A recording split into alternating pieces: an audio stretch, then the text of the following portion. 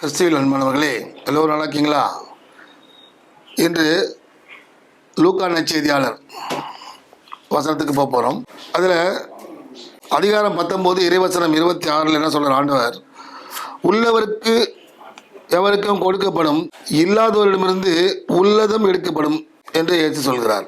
இதில் என்ன அர்த்தம்னா, நம்ம வாய்ப்பு இருக்கும்போது ஆண்டவர் இயேசு கொடுத்த அந்த சந்தர்ப்பங்களை பயன்படுத்தி அவருக்காக வாழணும்னு சொல்கிறார்.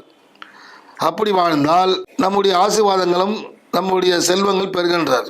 இல்லை என்றால் இல்லாதவரிலிருந்து உள்ளதும் எடுக்கப்படும் என்றால் ஆண்டவர் கொடுத்த சந்தர்ப்பங்களை பயன்படுத்தாமல் நம்ம பொறுமையாக இல்லாமல் வரட்டு கௌரவம், ஆணவம், பணம், பதவி இதெல்லாம் சேர்ந்து ஆண்டவருக்கு விருப்பமில்லா வாழ்வில் வாழ்ந்தால் அது இருக்கிறது எடுக்கப்படும் என்றார்.